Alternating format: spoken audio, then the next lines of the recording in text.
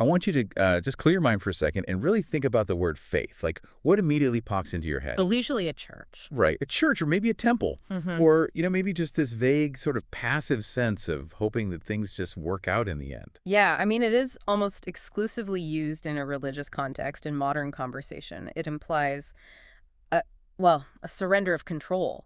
You have faith because you cannot influence the outcome yourself. Exactly. But we are looking at a stack of notes today that completely flips that definition on its head. We're doing a deep dive into Think and Grow Rich by Napoleon Hill. Specifically the 1938 original edition. Yes, the original. And we are zeroing in on chapter 3 today. And in this chapter, Hill argues that faith isn't just spiritual. He actually calls it a mental chemist. Which is a very specific technical phrase. A Yeah. chemist, it implies a reaction, a process that you can actually control. It implies you can mix it up yourself. And that's really the hook for today.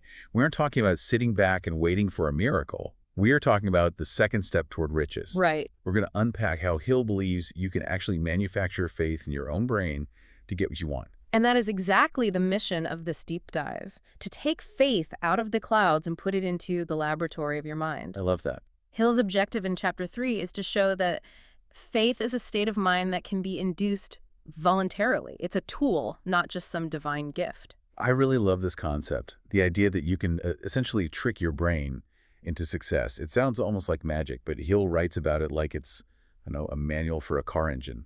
Well, he bases it on a psychological framework. He talks a lot about the subconscious mind and what he calls infinite intelligence. Yeah. And whether you view that as a spiritual force or just a psychological mechanism, the process he describes is surprisingly mechanical. It's entirely about input and output. Okay, so let's get into the lab then. Hill defines faith as the head chemist of the mind. So what actually happens when this chemist goes to work? Hill explains the mechanism like this. When faith is blended with the vibration of thought, the subconscious mind instantly picks up that vibration. Okay.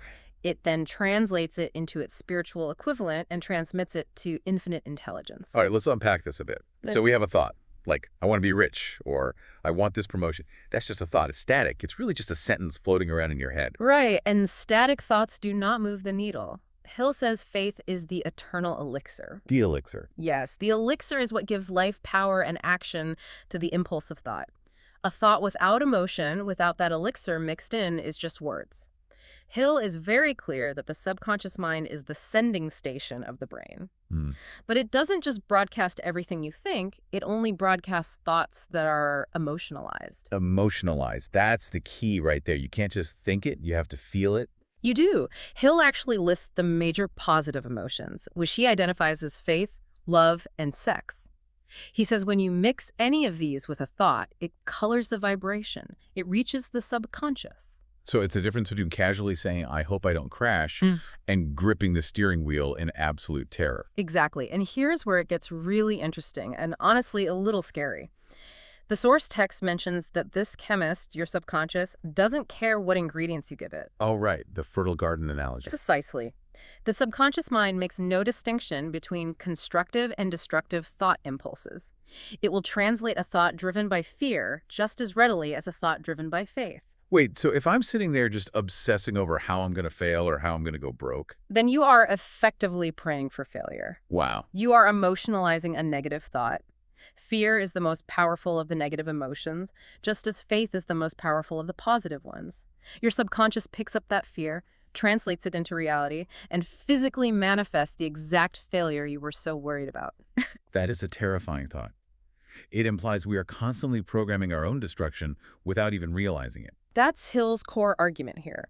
He says most bad luck is actually just the result of a negative application of this principle. People are accidental experts at using the wrong formula.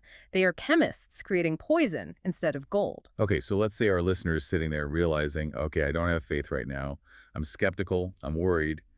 The obvious question is, can I buy it? Can I just decide to have faith tomorrow? You can't buy it, no, but you can build it. And this is the most actionable part of the chapter. Hill answers the how with one specific word, auto-suggestion. Auto-suggestion, which is basically just talking to yourself, right? Essentially, yes. Specifically, it's the repetition of affirmations or direct orders to the subconscious mind. Hill says that faith is a state of mind that may be induced by these repeated instructions. He uses a really great analogy in the text for why this is so hard to explain to people. He says explaining how to develop faith to someone who doesn't have it is like describing the color red to a blind man. Because it requires experience. You cannot understand it purely intellectually, you have to feel it. And the way to get that feeling, if you don't naturally have it, is to act as if you do. So it's literally fake it till you make it. In a way, yes. But Hill specifically calls it deceiving the subconscious. And he means that quite literally. The text explicitly suggests acting as if you are already in possession of the material thing you are demanding. Deceiving the subconscious. I like that phrasing. It implies that the subconscious is just really gullible. It is incredibly gullible. It believes what you tell it as long as you tell it with feeling. It doesn't fact-check your reality. It creates your reality based on your input. So what is the actual ritual? Because he'll give some very specific instructions on how to perform this deceit. He does. It connects back to the 6 steps in the earlier chapter on desire, but he refines it here. First, you write out your statement of desire, exactly how much money you want or whatever specific goal you want to achieve. Then you read it aloud twice daily. Twice a day. Yes. Once just before you go to sleep, and once right when you wake up in the morning. Why those specific times, though? Because that's when the conscious, analytical mind is tired and the door to the subconscious is slightly ajar. You can slip the message in. But here is the crucial error most people make. Hill warns that mere repetition of words is absolutely useless. Right. He references the famous Emile Coué formula. Day by day, in every way, I am getting better and better. Oh, yeah, I've heard that one. Well, Hill says that if you say that without emotion, it does nothing. You must see and feel yourself already in possession of the money. You have to conjure up the actual physical excitement you would feel if the cash were literally sitting in your hands. You have to mix the emotion into the words, the elixir. Correct. You are playing a legitimate trick on your subconscious. You are making it believe that the money is already yours, just awaiting your claim. Once the subconscious accepts that belief, it will start handing you plans to get it. That's the real transition point, isn't it? You don't wait for the plan to start believing. You believe first, and then the subconscious hands you the plan later. And usually in a flash of insight, Hill calls these hunches from infinite intelligence. When they appear, you must act on them immediately. Okay, I want to get even more specific now, because sometimes telling someone to have faith feels vague, even with the auto-suggestion stuff. But Hill actually provides a literal script in Chapter 3. He calls it the self-confidence formula. Yes, this is a 5-step formula, and it is something he heavily recommends signing your name to and committing to memory. Let's walk through the steps, because if you're a listener who's lacking confidence, this is essentially the prescription. What's step 1? Step 1 is a demand for action. You acknowledge that you have the ability to achieve your definite purpose, and you demand of yourself persistent, continuous action toward its attainment. You promise to render that action. So no wishing, demanding action from yourself. Got it. Step 2. Step 2 is visualization. You commit to concentrating your thoughts for 30 minutes daily upon the task of thinking of the person you intend to become. You have to create a crystal clear mental picture. 30 minutes. That's a real mental workout. Most people don't spend 30 uninterrupted minutes thinking about anything on purpose. It requires immense discipline. This is actual mental labor. Hill isn't suggesting a quick fix here. He's suggesting a complete psychological reprogramming. Right. Which brings us to step 3, auto-suggestion. You devote 10 minutes daily to demanding the development of self-confidence. So we have action, visualization for 30 minutes, and auto-suggestion for 10 minutes. Step 4. The written goal. You clearly write down a description of your definite chief aim in life, and you promise never to stop trying until you have developed sufficient self-confidence for its attainment. And step 5, this one actually surprised me a little bit. In a book all about getting rich, step 5 is entirely about ethics. It is the longest point in the formula, actually, and arguably the most important for longevity. Hill writes that no wealth or position can long endure unless built upon truth and justice. It's basically the golden rule part of the contract. Yes. The formula includes a vow to eliminate hatred, envy, jealousy, selfishness, and cynicism. You promise to induce others to serve you because of your willingness to serve others. He writes, I will cause others to believe in me because I will believe in them and in myself. That's a really powerful line. It acts as a safeguard for the process. Hill knows that using these powers for negative ends destroys the user. It connects right back to that idea of the subconscious not distinguishing between positive and negative. The fertile garden again. Exactly. If your success is built on taking from others, you are feeding your subconscious negativity, which will eventually manifest as failure. It's not just about morality, it's structural integrity for your So success. you sign this formula, you memorize it, and you repeat it aloud once a day. It's a literal contract with yourself. And with your subconscious. Now, whenever we talk about this kind of mind over matter stuff, it's super helpful to see it applied in the real world. And he'll give some pretty massive case studies in this chapter, He does. He uses Mahatma Gandhi as the prime example of faith in action. which is an interesting choice, right? Because Gandhi wasn't a business tycoon. He didn't build a steel mill or a railroad. No, but he wielded unparalleled power.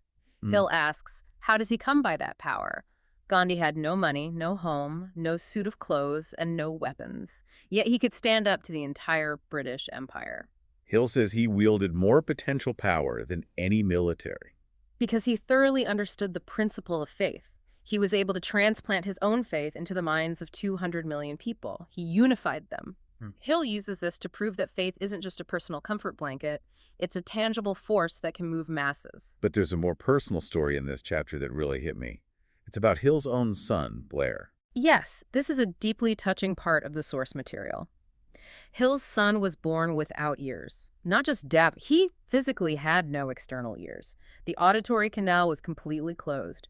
The doctors stated unequivocally that he would be a deaf mute for life. And Hill, being Hill, just said, I don't accept that. Exactly. He flat out refused to accept the physician's opinion. He decided that his son would hear. This is the ultimate application of the deceit we talked about earlier. So what did he do? He didn't just pray about it, did he? No, he used autosuggestion on his son. As soon as the boy was old enough to understand, Hill began filling his mind with the burning desire to hear. But here is the genius part. He told the boy that his lack of ears was actually an asset. An asset. How do you possibly spin a disability like that as an asset to a child? He told him that because he had no ears, he would naturally stand out.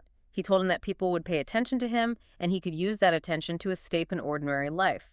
He planted the seed that this affliction was actually a unique advantage. And the physical hearing part, did that change? It's fascinating. Hill deceived the boy's subconscious into believing he could hear. As the boy grew, he developed a strange ability to hear vibrations through bone conduction, literally pressing his head against the phonograph to listen to music. Wow. Later on, a hearing aid company sent a device to him. Now, this type of device usually didn't work for his specific condition, but because of his immense faith and persistence, he tried it, and he could hear. Hill claims the boy acquired near-normal hearing and went on to live a highly successful life, essentially because his father refused to let the boy's subconscious accept the reality of, you are deaf. Hill writes, I deceived his subconscious mind. It illustrates that faith can even overcome physical affliction, or at least what we perceive as absolute physical limitations.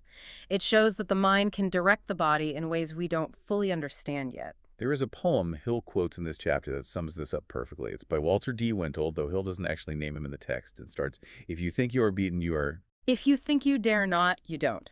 And it ends with, life's battles don't always go to the stronger or faster man. But sooner or late, the man who wins is the man who thinks he can. That brings us right to the concept of being success-conscious versus being failure-conscious. That is the ultimate binary choice. You are either one or the other. You cannot be both simultaneously. Which naturally leads us to the warning. We touched on this with the fertile garden analogy earlier, but Hill gives a very stark, real-world example of what happens when you use autosuggestion incorrectly. The story of Joseph Grant. Yes. This is the big cautionary tale of the chapter. Joseph Grant was a bank official. He essentially borrowed, stole really a large sum of the bank's money without consent and lost it all gambling. A classic tragedy. When the bank examiner came to check the accounts, Grant knew he was caught. He went to a hotel room. Hill describes that for 3 days he lay in bed wailing, "My God, this will kill me. I cannot stand the disgrace." And what actually happened? He died. Wait, he didn't kill himself with a weapon? No. The doctors called it mental suicide. Hill argues that he repeated, "This will kill me," with such intense emotion and fear that his subconscious took it as a direct order and simply shut down his physical body. That is heavy. But it absolutely proved the point. The mechanism works both ways. Hill says, just as electricity will turn the wheels of industry or snuff out life if wrongly used, The law of autosuggestion is entirely neutral. It will lift you to peace and prosperity or drag you down to the valley of misery and death, depending purely on your degree of understanding and application of it. So we have the stakes laid out perfectly here. On one hand, you have the ability to manifest a fortune or overcome a severe physical disability. On the other hand, you can literally think yourself to death. And the only difference is the instructions you are giving the machine. Hill says riches begin in the form of thought, and faith removes limitations. That is the big connection to the other chapters in the book. We saw in Chapter 2 that desire is the fuel. But faith, here in Chapter 3, is the spark. And organized planning, which comes later in Chapter 7, is the engine. Faith is the vital bridge that turns the intangible desire into a physical reality. And you really need that white heat, don't you? Yes, you cannot just lukewarmly want something. You must work yourself into a white heat of desire where you actually believe you will possess the goal. That unwavering belief is faith.